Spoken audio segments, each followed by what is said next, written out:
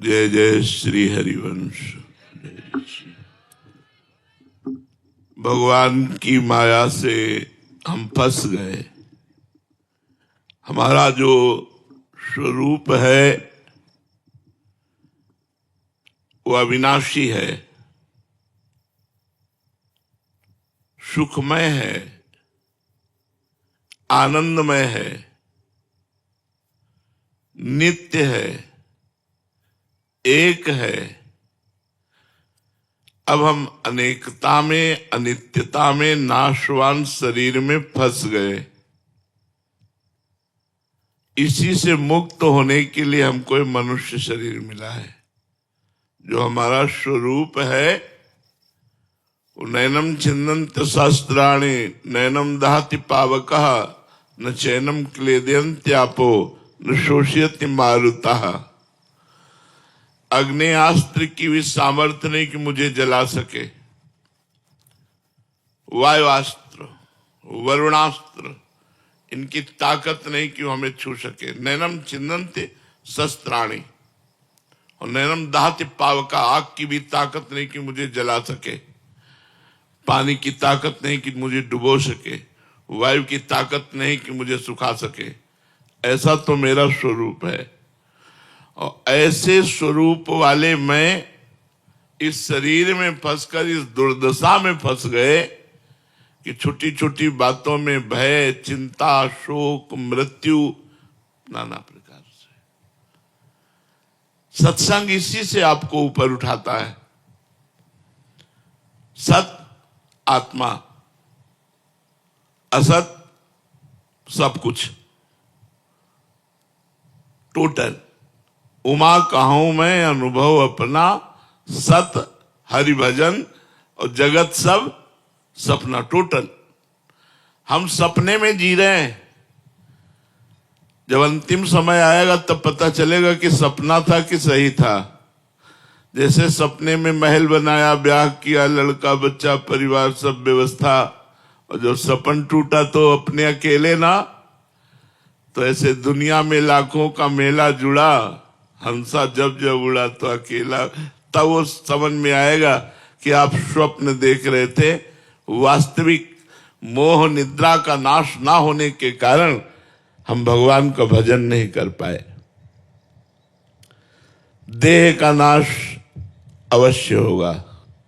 जिसे तुम बहुत दुलार करते हो, मार खूब साबुन तेल लगा के स्वच्छ करते हो, सुगंधित द्रव्य लगाते हो, शीशा में देख के गर्व करते हो, ये तुम नहीं हो। ये तुम्हारी पोशाक है, ये तुम्हारी पोशाक है, तुम नहीं हो। और इसका नाश होगा। पोशाक फटेगी, पहनने वाला नहीं फटेगा। बम की ताकत नहीं कि उसे फाड़ सके, वो अविनाशी है। इसी नाशवान का नाश होगा। जब शरीर का नाश ही होना है तो ऐसी कमाई कर लो जो अविनाशी है। तुम्हारे पास अविनाशी कमाई क्या है? आप विचार करके देखो। आप कहोगे इतने बीघा जमीन, इतना बैंक बैलेंस, इतने बड़े पद में, इतनी, ये सब हमने मेहनत करके प्राप्त किया। स्वप्न में जब आखिरी समय होगा, जगोगे तो न पद जाएगा, न बैंक बैलेंस जाएगा, न जमीन जाएगी, न परिवार जाएगा। जाएगा नाम, भगवान का नाम। इसीलिए कबीरा सब जग निर्धना, सब जग निर्धना, धनवंता नहीं कोई। धनवंता सोई जानिए, जाके राम नाम धनो। आप सबसे प्रार्थना है, नाम जप कीजिए।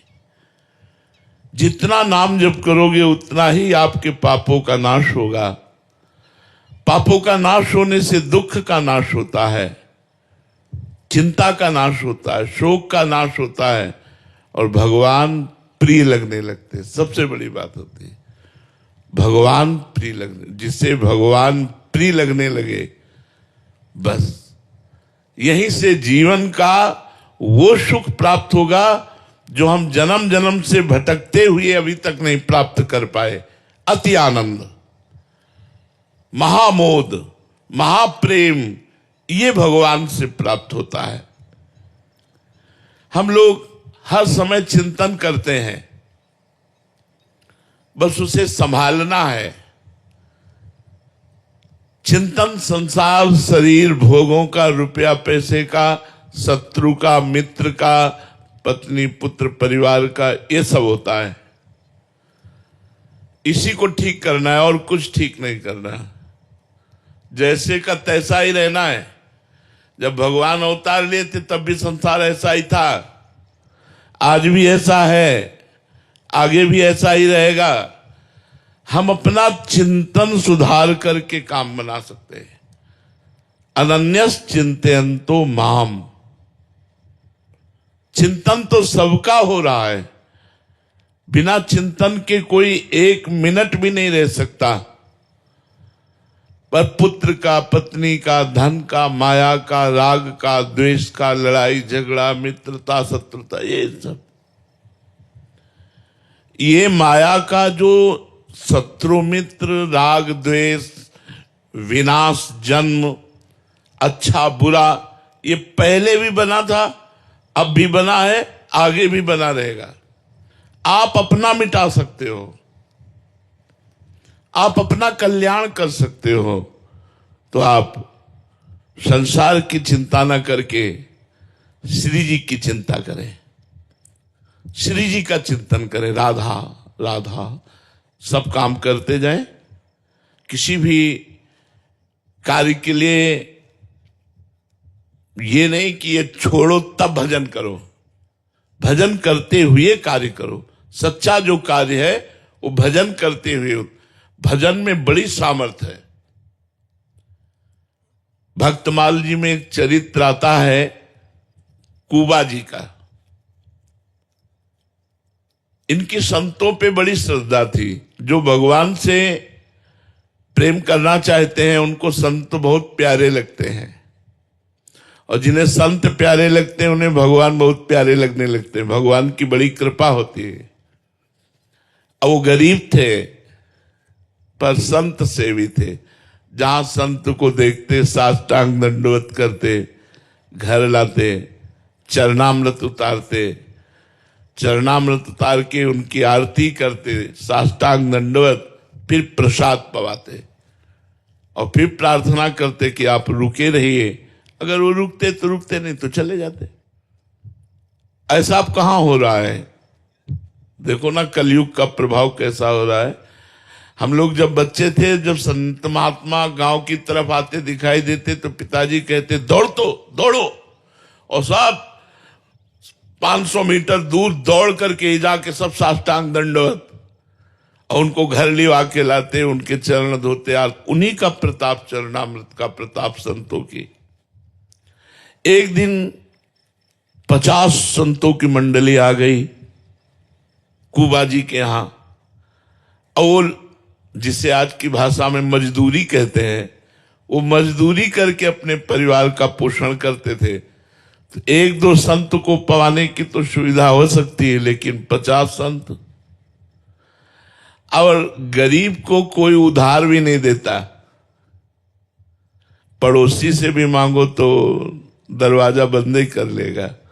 देखो ना, सुदामा जी को चावल भी नहीं दिए थे, टूटे हुए चावल के कण दिए थे। कुबा जी ने बहुत प्रयास किया कि आज हमारे यहां संत आए हैं और संत भूखा न चला जाए। ये बड़ी मर्यादा है गृहस्थ की, कि कोई दरवाजे से भूखा न जाए। जैसे आपके दरवाजे कोई आया है, राधे श्याम आवाज दे रहा है, आप निकलिए। 3 बातें तो आप सबको दीजिए। पहला मृदु वचन, राधे श्याम राधे श्याम। दूसरा आसन, आइए बैठिए। तीसरा पानी, जल पिएंगे आप? अब वो कह रहा मुझे 5,000 रुपया चाहिए। अब इस पर आपकी छूट है, आपका विवेक काम करे। आपके पास है तो दे दीजिए, नहीं तो नहीं दीजिए। फिर आपको कोई अपराध नहीं लगेगा। नहीं, अतिथि अपमान का अपराध लगता है। जैसे आपके दरवाजे कोई आया और बोला राधे श्याम, हमने कहा भाग जाओ, वो तो भाग जाएगा, लेकिन तुम्हारे पुण्य भी भाग जाएंगे, तुम्हारे पुण्य भी नष्ट हो जाएंगे। और कहीं संत, तो देखो हम इसीलिए छूट दे के बात कर रहे हैं कि 3 बातें आप सबका सम्मान कर सकते हैं तो आपको अपराध नहीं लगेगा। मृदु वचन, आसन और जल, ये किसी को भी दे सकते हैं। जरूरी नहीं गेट के अंदर लाना है, बाहर ही दे सकते हैं। कुर्सी डाल दी, ऐसे आसन डाल दिया, आप बैठिए। अब भोजन पाएंगे आप? नहीं, हमें रुपया चाहिए। किस लिए? प्रश्न बनता है, किस लिए? बोले हमको अमुक कार्य कराना है, हमारी सामर्थ्य नहीं है या हमारी श्रद्धा नहीं है। दोनों बातें आप कह सकते हो, कोई अपराध नहीं लगेगा, लेकिन अनादर नहीं। वो तो भाग जाएगा लेकिन तुम्हारे पुण्य भी नष्ट हो जाएंगे। और कुबा जी के यहां तो संत आए थे और कुबा जी स्वयं में महान संत थे। अब संत की महिमा को जानता है, अब संत भूखे चले जाएं, ये बड़ी समस्या। तो एक सेठ जी राजी हुए कि हम तुम्हारे संतों को भोजन करा देंगे, तुम हमारा कुआं खोद देना। 50-60 हाथ नीचे जल निकलता। उन्होंने कहा हम और पत्नी मिलकर दोनों जरूर आपका कुआं खोद देंगे, आज आप हमें दाल चावल घी बूरा दीजिए, जिससे संतों की सेवा। खूब संतों को पवाया, संत भगवान नाम कीर्तन करते हुए प्रसाद पाए, जय जयकार हुई और वो गए। कुबा जी 1 मिनट भी नाम नहीं छोड़ते थे, ये खास बात थी उनकी। सेठ के कथनानुसार कुआं शुरू किया खोदना। राम जी के भक्त थे तो एक फावड़ा मारते, राम उठा करके तसले पे देते, वो उनकी पत्नी कहती राम, और वैसे हर फावड़े पे नाम, हर तसले पे नाम। अब 20-30 हाथ कुआं खुद गया। अब नीचे बालू वाली मिट्टी थी, उसके लिए सपोर्ट चाहिए, लकड़ी आदि का सपोर्ट करके फिर खोदा जाता है। अब वो गरीब आदमी जो ही नीचे खोदे से ऊपर की मिट्टी, पत्नी ऊपर थी जो तसले से बाल्टियों से मिट्टी खींचती थी, और कुबा जी नीचे से कुंतलों टनों मिट्टी ऊपर उनके आ गई। अब वो चिल्लाई, गांव के लोग आए, जेसीबी तो थी नहीं पुराने जमाने में। अब वो बोले यार हटाते हटाते तो मर ही जाएंगे, तो हटाने का श्रम क्यों करे, और उसको पूर दिया गया। और सेठ ने कुछ ले देकर उनकी पत्नी को राजी कर दिया। और बात, एक भक्त संत के उदर के पोषण के लिए किसी से इतना बड़ा वादा, तो देखो भगवान कितने रक्षक हैं। 1 महीना हो गया, भगवान के बातों को आप लोग आश्चर्य में मानकर, या ऐसा कि कोई कथा है, आश्चर्य मत मानो। यदि भगवान का भक्त है तो कुछ भी हो सकता है। एक राजा की सवारी वहां से निकली तो उनको सुनाई दिया राम राम राम। तो राजा ने कहा ये आवाज इतनी मधुर और प्रेम भरी है, ये किस संत की आ रही? आसपास कोई आवाज का लक्ष्य करके गए तो जहां कुआं था वहां से आवाज आ रही थी, राम राम राम। बोले महाराज यहां से आ रही। लोगों से पूछा, लोगों ने बताया 1 महीना पहले कुबा जी इसमें दफन हो गए, वो खोदते हुए। तो ऐसा उन्होंने कहा खोदो। अब वो राज सैनिक लगे, कुआं खोदा। जहां कुबा जी बैठे थे वहां एक गुफा बन गई थी। कुबा जी को बिल्कुल कोई चोट नहीं, कोई परेशानी नहीं, श्वास लेने में कोई परेशानी नहीं, करतुम अकर्तुम अन्यथा कर, जो गर्भ में हमको हमारी रक्षा की, वो रक्षा करने वाले भगवान। एक शीतल झारी जल की रखी थी और सुंदर भोजन रखा था, और वो चिदानंद भोजन जिससे मलमूत्र न बने। कुबा जी को निकाला गया, कहा गया कि 1 महीना आप नीचे रहे, आपको कोई कष्ट? बोले बिल्कुल कष्ट नहीं, सीताराम जी साथ थे। केवल 1 महीना ऐसे बैठे रहने से उनके थोड़ा तो इसीलिए केवल राम जी नाम उनका था, तो कुबा केवल राम जी नाम उनका रख दिया गया। भगवान के नाम में इतने सामर्थ्य, प्रहलाद जी को कितना कष्ट दिया गया, कोई कष्ट प्रहलाद जी को नहीं व्याप्त हुआ। इसलिए चिंता मत करो, अनन्यस चिंतयन्तो माम ये जनाः परिपासते तेषां नित्याभियुक्तानां योगक्षेमं वहाम्यहम्। भगवान कह रहे हैं योग और क्षेम का वाहन मैं करूंगा, तुम केवल मेरा अनन्य चिंतन करो। ये तीन बातें भक्त के हृदय में अवश्य आ जानी चाहिए। एक तो नाम जप करते हुए भगवान की कृपा पर विश्वास। नाम जप चलना पहला कर्तव्य है, और साथ में विश्वास की भगवान की हम पर विशेष कृपा है। नाम जप करते हुए भगवान की कृपा पर विश्वास, और दूसरा शरीर मरेगा मैं नहीं, पर शरीर तो मरेगा, अर्थात मृत्यु का चिंतन। मरना है यार। आप सोचेंगे कि मरना सोचना कितना कष्टप्रद है। भजन बढ़ता है कि कहीं आपका विस्मरण होकर शरीर न छूटे, आपके स्मरण में छूटे। एक घबराहट बनी रहती है कि शरीर कभी भी छूट सकता है, नाम न छूटने पावे, भजन न छूटने पावे। शरीर की मृत्यु निश्चित है, इसलिए भगवान का निरंतर नाम जप करते हुए भगवान की कृपा पर विश्वास। और तीसरा है भजन करते हुए आए हुए दुख सुख को भजन से ना जोड़ना, उसे प्रारब्ध से मानना। हमारा बुरा प्रारब्ध है तो हम उसे भोग रहे हैं, अच्छा प्रारब्ध है तो उसे भोग रहे हैं, लेकिन जो भजन कर रहे हैं ये हमारे संचित कर्मों को और क्रियमाण को संभालेगा। प्रारब्ध को भोग लेंगे, संचित भस्म हो जाएंगे, क्रियमाण निष्प्रभावित हो जाएंगे, और इसी जन्म में भगवत प्राप्ति हो जाएगी। जब हमारा मन बुरी भावनाओं की तरफ जाए तो नाम जप में मन नहीं लगता, इसलिए नाम कीर्तन करना चाहिए। पर उस समय मन मौन रहने की बात सोचेगा नाम कीर्तन करने की। अगर नाम कीर्तन करो तो बच जाओगे। अगर बुरी भावना आ रही, आप राधा राधा राधा राधा राधा चिल्लाने लगे, तो देख लेना बुरी भावना आप पर शासन नहीं कर पाएगी। पर जब बुरी भावना आती है तो नाम छूट जाता है, भगवान का विस्मरण हो जाता है, और उसी के चिंतन में ध्यायतो विषयान् पुंसान् संगास्ते सुपजायते, उसका चिंतन करना, उसको भोगने की चेष्टा करना, ये दो बातें रह जाती हैं। अगर हम नाम कीर्तन करें तो दोनों बातें शांत हो जाएंगी और भगवान की तरफ हमारा मन लग जाएगा। संसार में जितनी घटनाएं घटती हैं वो पहले से निश्चित है, कोई नई नहीं, इसलिए डरो मत।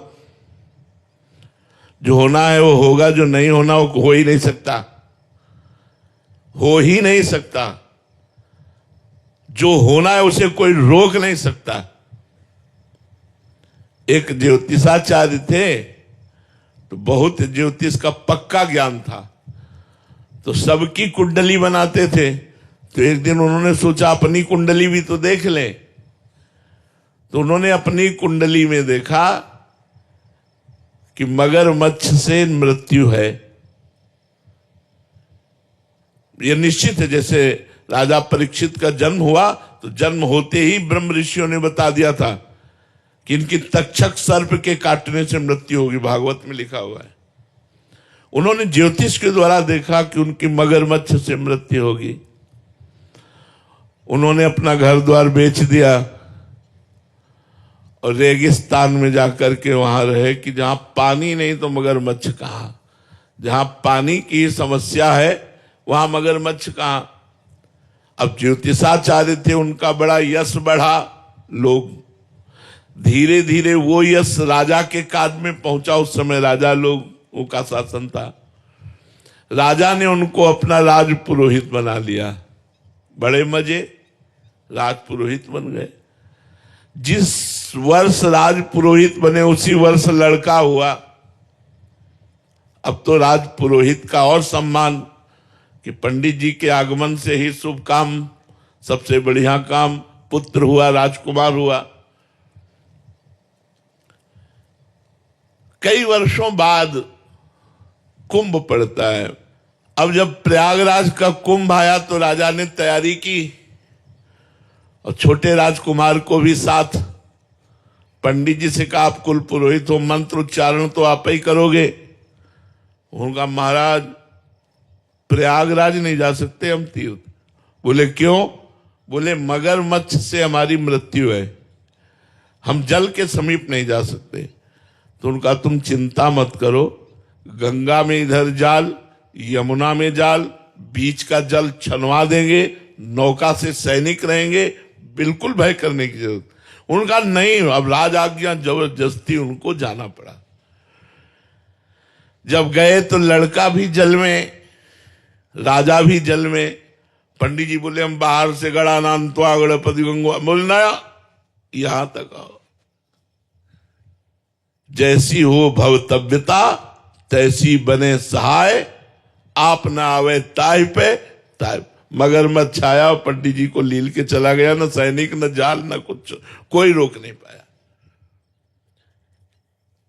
जो होना है हो के रहेगा, जो नहीं होना वो हो नहीं सकता। इसलिए बेफिक्र होकर के राधा राधा नाम जप करो।